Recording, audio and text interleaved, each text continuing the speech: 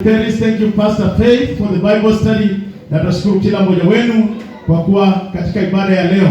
Nataka kuchukua nafasi hii kuwasalimu nyote katika jina safi la Yesu Kristo. Bwana asifiwe. Praise the Lord. Bwana asifiwe. Amen. Asante. Nashukuru Mungu kwa nafasi hii. I just pray that we can take the front seats. Naomba tukaweze kusonga mbele kidogo kwa sababu kuna viti wazi. Nafasi. Naomba kama kuna just behind Joshua, those people about behind Deacon Joshua, tunaweza kusonga mbele na tuchukue viti hivi. Naomba tusonge mbele tafadhali. Let's just take the seats here in front so that we can be close to each other. Tukaweze hata wale wako nyuma, naomba tukaweze kusongea mbele. We have front seats here. These seats are not for bishops, they are for you. Hivi viti ni vyenu. Naomba tukaweze kuketi kusonga mbele na ili tukaweze kuendelea.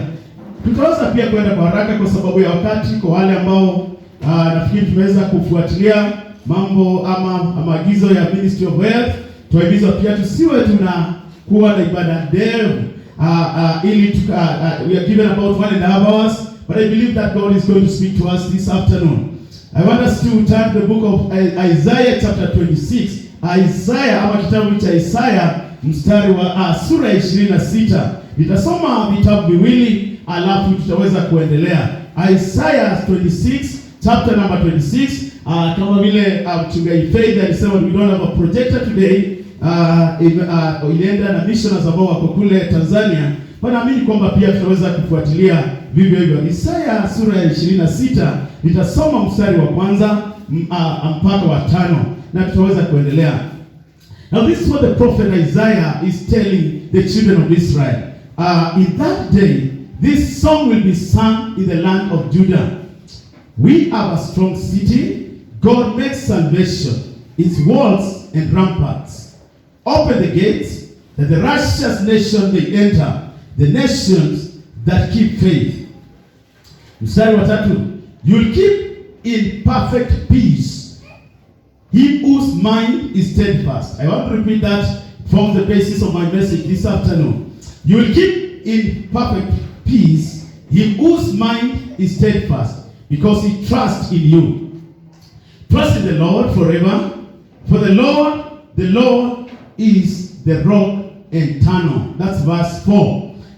I want us to go to the book of Psalm. Tuende Zaburi ya 62. Nitasoma pia mistari michache pale. Zaburi ya 62. Psalms 62. Psalm of 62. We don't have chapters in Psalms. So we don't say Psalms chapter 62, but it's Psalm 62. Zaburi ya 62.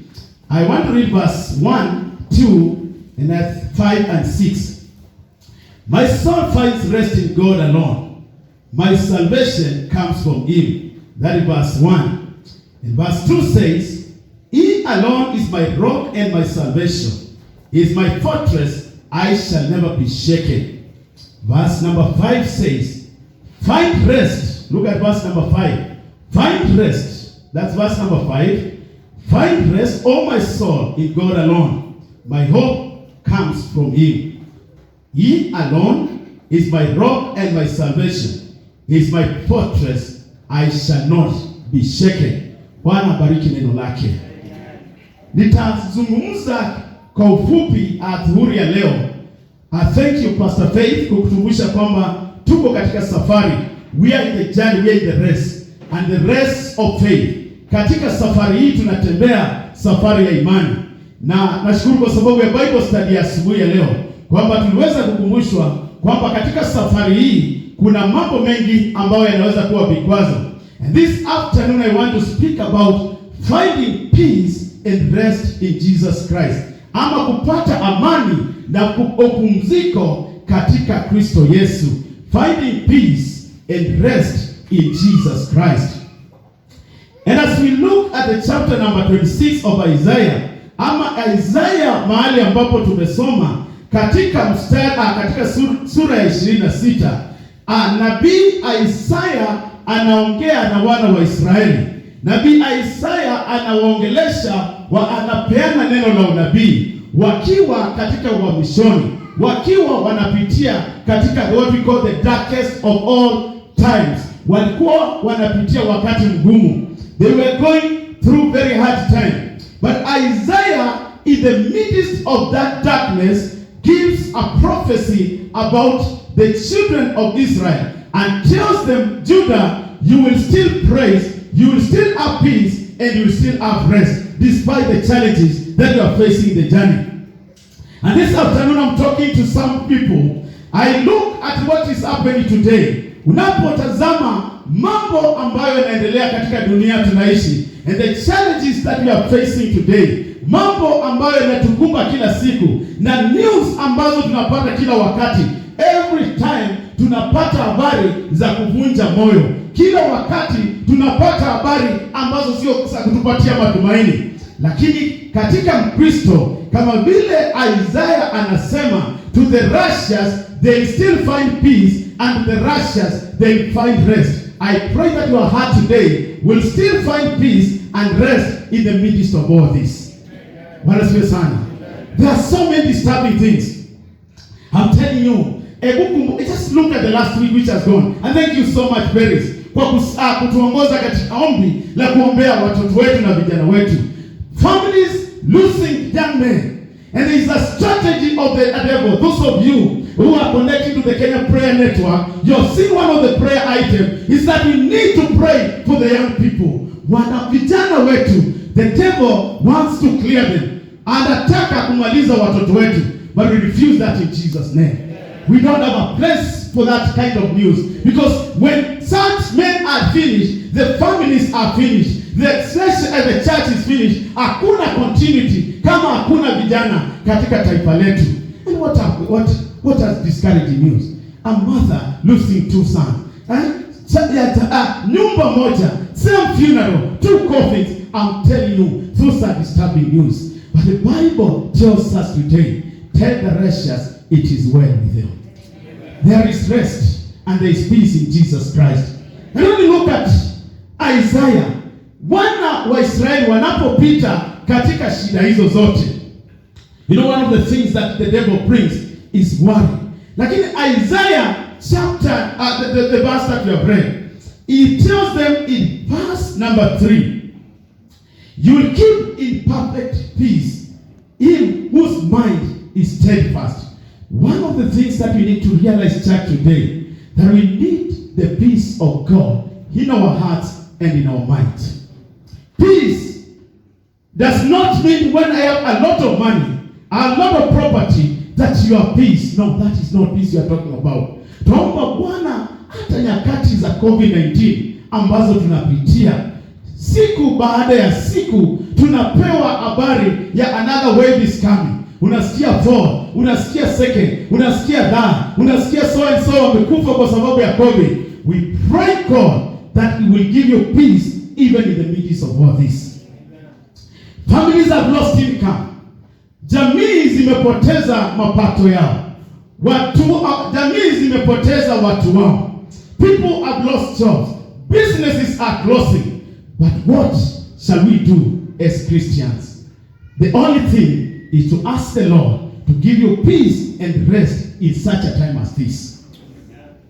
That's why I like the psalmist in Psalms chapter number 11. Psalms of 11. Psalms Zaburi ya 11. I'm just laying a foundation for my message. Zaburi ya 11 na mstari wa 3. Daudi akiandika zaburi hii, ni zaburi ya Daudi.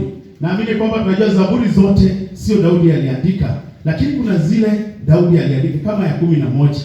Daudi anapita akiwa katika wakati ambapo alikuwa mfalme, na zaburi anaandika kukumbuka nyakati ambazo alipitia na nchi yake. Anasema katika mstari wa 3, when the foundations are being destroyed, when the foundations are being destroyed, wakati misingi inapoharibiwa, what can the righteous do? What is a question? This one. Wakati misingi inapoharibiwa, wenye haki watafanya nini? Wakati news za COVID zinapokuja kila siku baada ya siku, wakati news za people zinakuja baada ya siku na siku, wakati tumekosa hata fedha ya chakula day by day, when our jobs are lost bila siku baada ya siku, wakati kama huu, wakati misingi kama hiyo inapotingizwa, inapoharibiwa, mwenye haki atafanya nini? Mwenye haki ataomba Mungu ampatie amani na ampatie upumzisho wakati kama huu. And that's my prayer this afternoon, kwamba Mungu atatupatia amani. Mioyo yetu inawasumbuka, mioyo yetu ina wasiwasi, but real hope waits for God to act. Wakati tumeweka imani yetu kwa Mungu na wakati tunapomtazama Mungu, tutamngojea Mungu na atatupatia amani na atatupatia pumzisho. God, the moment the righteous, as Isaiah says, ya kwamba kutakuwa na imani ya wenye haki. You are righteous, you are chosen people. The Bible tells us that we are chosen generation. The Lord called us from the kingdom of darkness unto the kingdom of light, to the kingdom of his dear son. You are righteous, and when the righteous are going through such time, when haki wanapopita hali kama hii, Isaiah anatuambia kwamba kuna imani na kuna amani kwa watu kama hao. Na ndiposa Zaburi hiyo 62 ambayo imetaja mambo kadhaa, kwamba nafsi yangu yamtegemea, yapata upumzisho kwa Mungu peke yake. Our rest will not come from the politicians. Our rest will not come from the BBI. Our rest will not come from your relatives. Our rest will come from God alone. If you choose to look unto God even at a time like this, you will make it by the grace of God. Bwana siwe sana. Na ndiposa Daudi anasema nini? Kwamba nafsi yangu na wokovu wangu wapata amani na wapata upumzisho kutoka kwa Mungu. Na mstari wa pili anasema, He alone, He is my rock and my salvation, He is my fortress, I shall never be shaken. You know, when the problems come, they steal your joy. When problems come, they steal your peace. Tunapoketi mahali hapa, pengine unawaza mambo yanakusonga, mambo yanakusukuma. Maybe you don't know where your next bill will come from. But David in the Psalm 62, he tells us that we need to focus on that God. He alone, yeye peke yake ndio anaweza kupatia pumziko, ndio anaweza kukupatia amani wakati kama huu. Na kwa hivyo wakati kama huu, wakati tunapopitia nyakati kama hizi, I pray God that we shall not avoid strife. Let us know that. Na ndiposa Yesu akatuambia, hatutakosa kupitia mateso, hatutakosa kutingizwa, tutapitia wakati mgumu. Lakini wakati kama huo, wakati tunapotingizwa, wakati kama huo, ni wakati wa kumngojea Bwana, ni wakati wa kumtumainia Bwana, na ni wakati wa kumwambia Bwana, ponya mioyo yetu, na Bwana atupatie amani. I want to give you 5 keys that will help you during such a time as this. Very quickly, mambo matano ambayo yatatusaidia kuwa na amani wakati kama huu. Very fast. Number 1. The first key we are finding it in Matthew chapter number 11. Mathayo 11 na mstari wa 28. It's a verse that we all know. How do we find this peace? Ama tunapataje amani hii na upumziko huu katika Kristo? Maana tunauhitaji hata wakati kama huu. Mathayo 11 na mstari wa 28 ambao tunauelewa kabisa. The Bible says, come to me, all you are weary and burdened, and I will give you rest. Come to me. It's an open invitation. Yesu akiwa anahubiria makutano, Yesu akiwa anahubiria watu, akaangalia watu na akaona wamefinywa, wamebeba mizigo, wamekuwa katika shida na wanapitia wakati mgumu. Naye akasema, come to me all. Is an open invitation. So the first thing that we require you and me at a time like this is only to draw close to Jesus. Some of us and some of many theologians told you this is a verse for the people who are not born again. It applies to everyone. Sometimes the burdens we are carrying are so many. Wakati mwingi tunabeba mizigo mingi na mizito, lakini Yesu anatuambia, njoo kwangu. I pray that we shall draw to Jesus this afternoon. Njoo kwangu wenye mizigo mizito na waliolemewa. Kwa hivyo haijalishi tumefika wapi, umelemewa kiasi gani, lakini Kristo mwenyewe, yeye peke yake ndiye anaweza kupatia pumziko, ndiye anaweza kupatia amani. Naye anakuambia njoo. But you know there's a step to take. Wajua kuna hatua. Wajua ukiwa pale kama chief mahali yako, na mimi nikiwa nimesimama hapa, sio chief nikisema njoo na uketi hapo kama kitu kitafanyika. If I tell you to come and still continue to sit there, are you coming or you're just seated? You are just seated. Utakuwa umekaa pale. So it's a step for a Christian to take, that we need to call to Jesus. We need to draw close to Jesus. Hata wakati kama huu, let us come to Jesus. And he says this in verse number 29. Take my yoke upon you and learn from me, for I am gentle and humble in heart, and you'll find rest for your souls. Nira ya Kristo anasema ni nyepesi na ni laini. Nasi tukibeba ile nira, tutapata upumziko na tutapata amani. So we just need to listen and look at Jesus. Nira yake inasema nini? Tuwe watu wa imani, tuishi maisha matakatifu, tumtegemee huyu Yesu. Mambo hayo ndiyo Yesu anahitaji, naye tutapata upumziko na tutapata amani. So point number 1, let us go to Jesus just as we are. Thank you, Pastor Faye. Your past does not matter. Kama vile ambavyo tumefunzwa katika Biblia, Bible study asubuhi ya leo. Kuna watu wanajiwekea nira ya maisha yao ya kale. Kuna watu wanawekea nira ya mambo ambayo wamefanya na wanakosa kumfikia Yesu. Kuna nira ya doubt, kutokuwa na imani, kutoamini. Nira kama hizo hazitatusaidia. But we take the yoke of Jesus. Tunapochukua nira yake na kubeba nira yake, tutaweza kupata amani na tutaweza kupata pumziko. May the Lord give you that peace and that rest in Jesus' mighty name. Number 2, John 14. Yohana Mtakatifu sura ya 14. John 14. How do we find this rest in Jesus Christ? Now, because I've said, wakati mwingine tunafikiri kwamba amani itapatikana in material things. I want us to focus it from the Christian perspective. In John 14 verse 27, Jesus talking to his disciples, kuna jambo anawaambia. John 14 and 27. Yohana 14 na mstari wa 27 anawaambia, but I want to read just verse 1 first. I think this is a very good Jesus comforting the disciples. Verse number 1 and then 27. Do not let your hearts be troubled.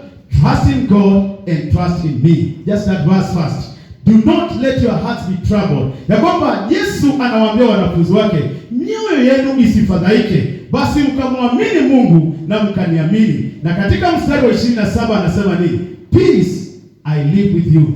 My peace I give you. I do not give it to you as the world gives.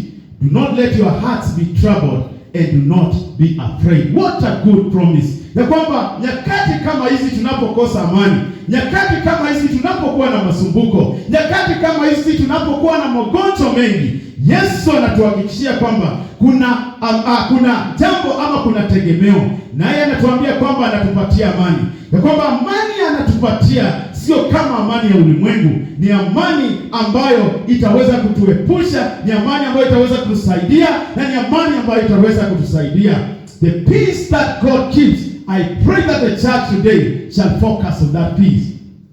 And you know, some of us, wakati mwingi wakati ambapo tunapitia mateso kama hayo, ndio tunakosa hiyo amani.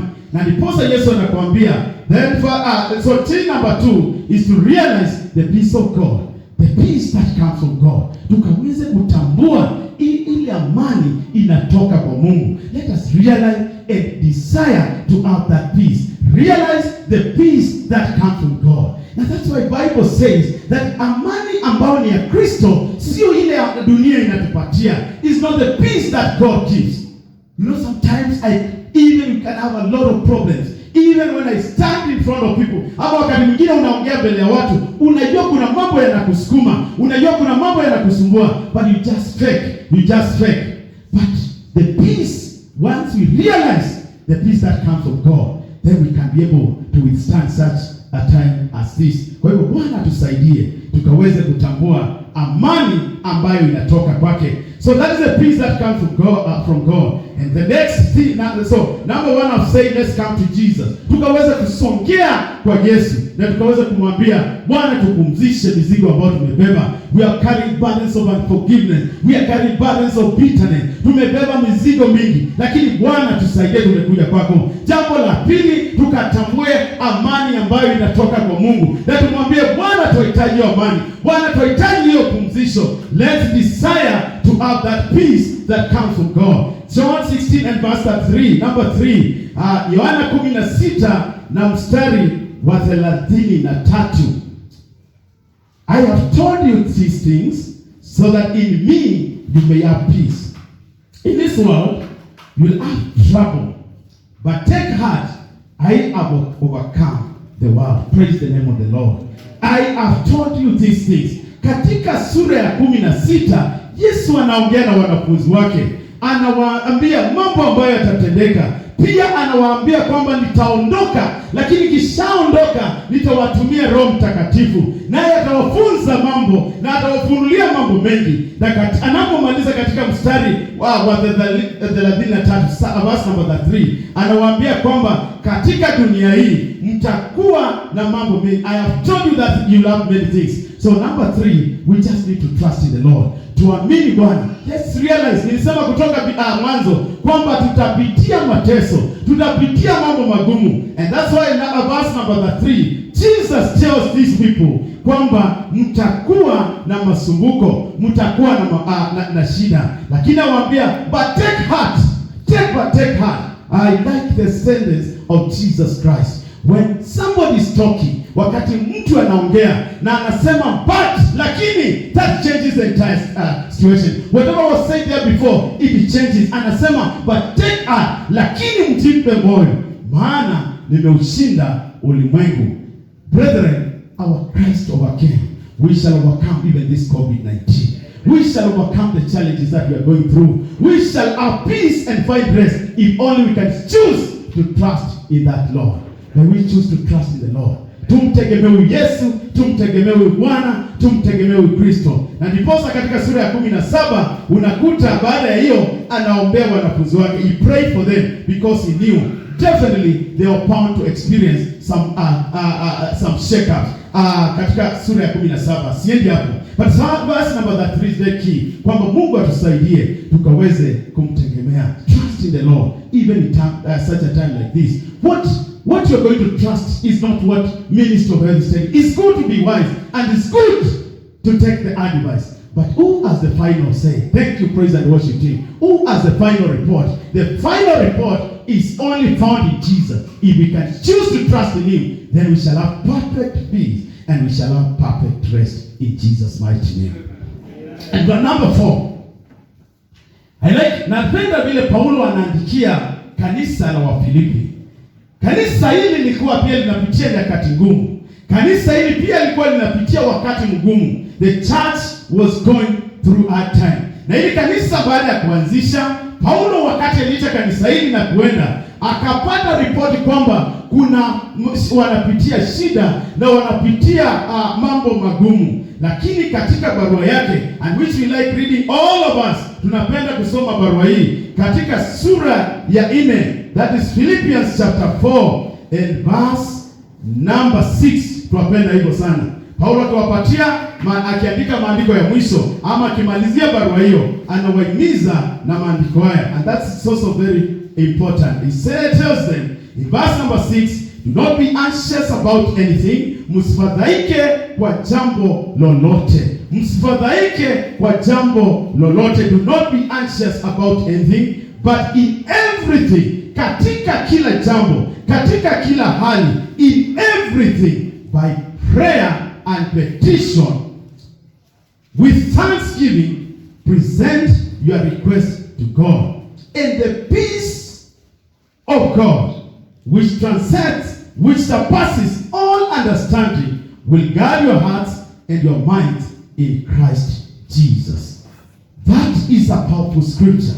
Kwamba Paulo anatuhimiza katika nyakati zote tusifadhaike. Ndio tutasumbuka, ndio kutakuwa na mambo mengi yanatusumbua, But number 4, one of the things that will help us in such a time as this is to be men and women of prayer and thanksgiving. Men and women of prayer. Tuwe watu wa kuomba hata wakati ukiwa mgumu namna gani.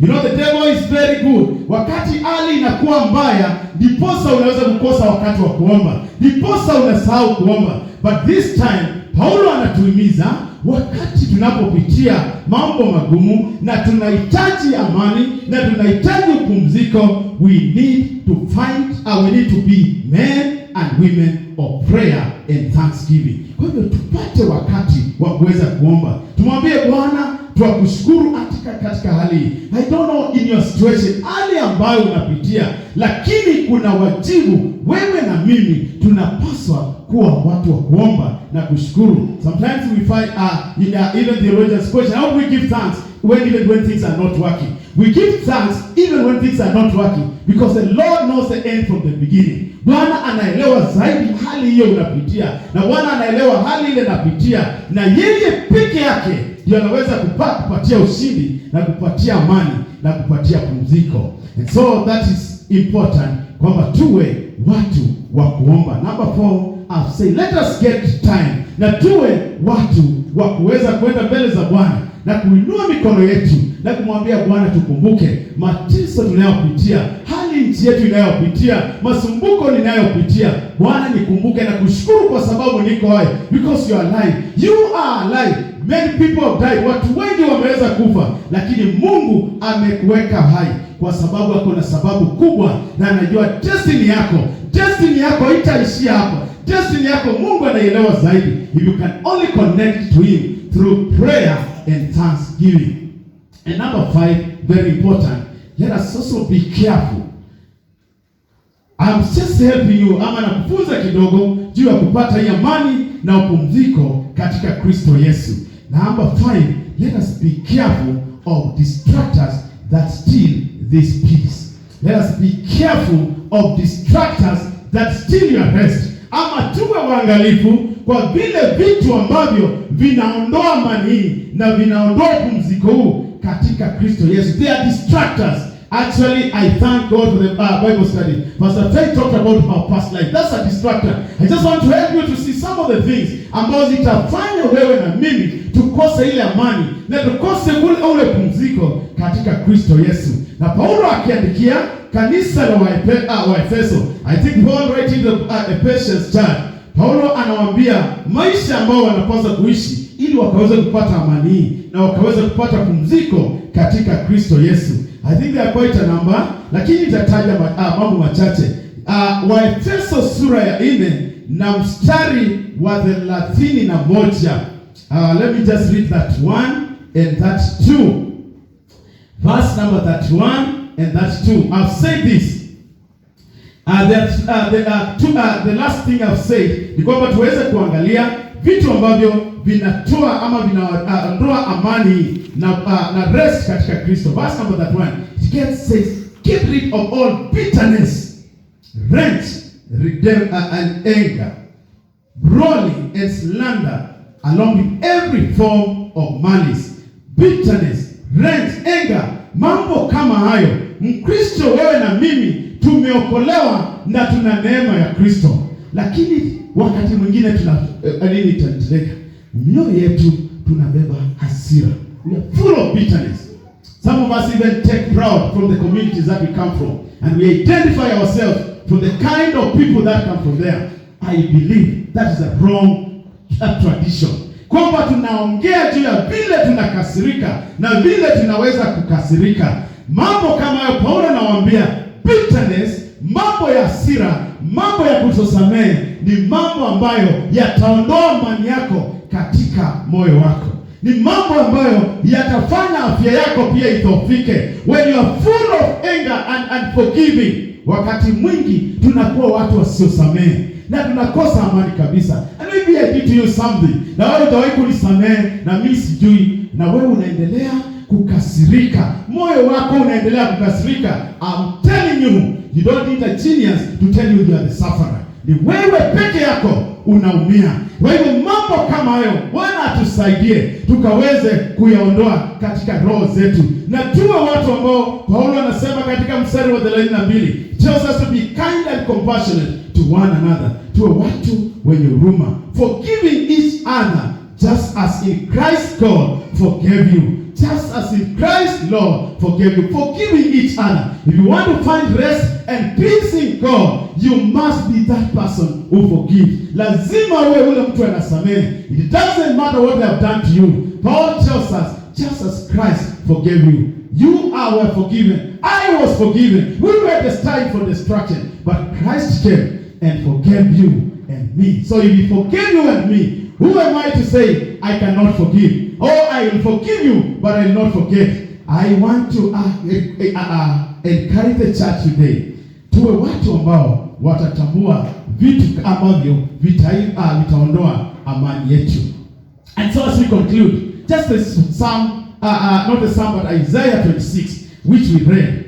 It begins with you, God, na inaishia na Mungu. Just look at that verse properly. I want to help you discover something small as we end this preaching this afternoon. Kitabu cha Isaiah ambacho tulisoma sura ya 26 tulianza pale. Nataka kusaidia kidogo. Just something I want you to see there. Sura ya 26 na mstari ambao mstari wa 3. That's where we read. The Bible starts that verse. Isaiah anaongea juu ya nani? You will keep in perfect peace he whose mind is steadfast because he trusts in you. Mungu mwenyewe ambayo mstari wao umeanzia, yeye mwenyewe atakupatia amani, ambaye yule anamwamini huyo Mungu. Between you and you. If you look at that theology, if you can put yourself between you and you are just putting yourself between God and God, and therefore you are going to enjoy perfect peace. So peace alone, ama amani yenyewe katika mioyo yetu tutaipata kwa huyu Mungu. Peace by faith, na tutaipata kwa imani. To get between these words, the peace of God and the rest of God, tutaipata kupitia kwa Mungu. So this afternoon, I know we could be going through very difficult situations. Your heart may be troubled, but there is peace in Jesus. Kuna habari njema kwako adhuhuri ya leo. Kuna habari njema kwamba Kristo mwenyewe Yesu, kuna aina moja nzuri amani anapeana. Sio ile amani ya ulimwengu, lakini ni amani kutoka kwake. Kuna pumziko katika huyu Kristo. Kama tutasongea karibu na yeye, kama tutamwendea huyu Kristo, kama tutapeleka mizigo yetu kwake, kuna amani.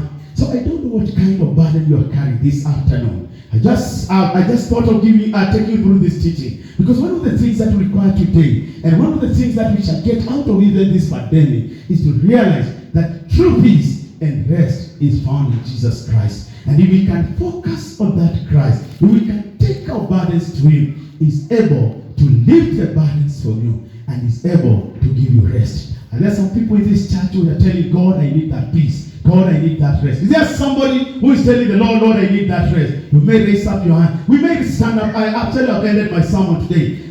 We may stand up just to pray.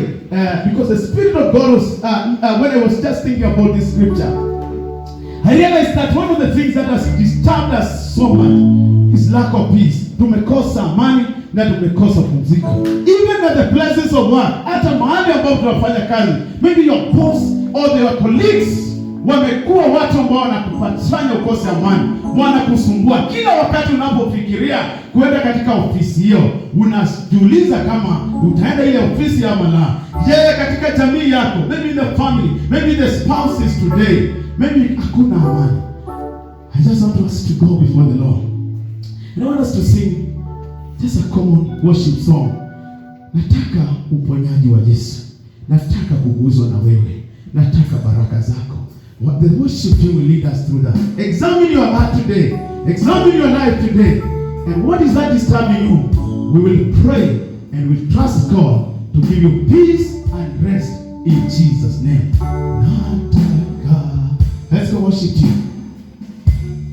Nataka kuponywa na Yesu.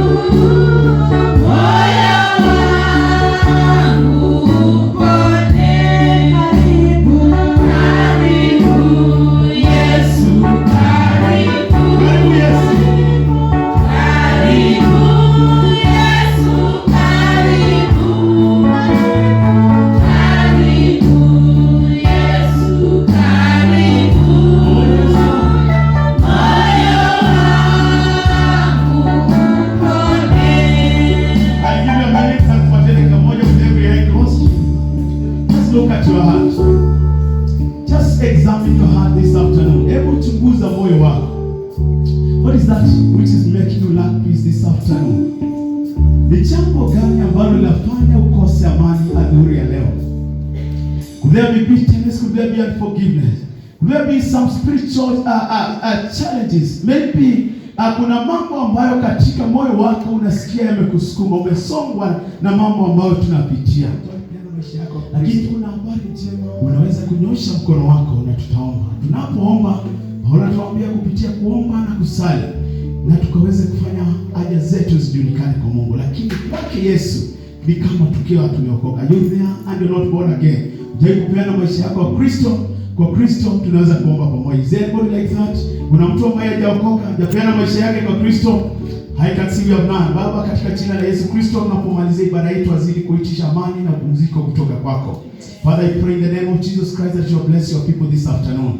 Your people came with their need, I pray in Jesus' mighty name. The Lord shall meet them at the very point of their need, oh God. Yes. Every burden that they have, mzigo yote ambayo wako na watu wako, Bwana umetuhakikishia kwamba tukija kwako tutapata amani na pumziko. Naomba ukapatie watu wako amani. Yes. Juma ambalo tunaanza, Bwana ukapatie watu wako amani. Bwana ukasimamishe watu wako na ukawasaidie. Wale wanapitia mambo magumu, Mungu ukawashindanie na ukakutane na mahitaji yao. Lord, I pray that your peace that surpasses any human understanding, yes, shall be their portion in the coming week. Yes. Now to him is able to keep you from falling, and to present you before his glorious glory. Yes. The Lord our Savior, O Lord, that the only God our Savior will grant you peace and rest, be your portion. The Lord our Savior be glorified in your life, katika maisha yenu na jamii zetu. Bwana akaweza kuinuliwa na kutukuzwa na kutupatia amani. God, we continue to pray for the missionaries in Mitoli, Tanzania.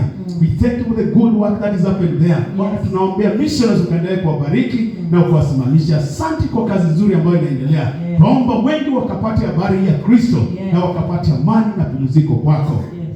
Tunakushukuru kwa sababu ya kila mmoja wetu. Tunapoondoka ukaweza kutembea nasi na ukatubariki. Katika jina la Yesu tumeomba na kuamini. Let's appreciate Jesus.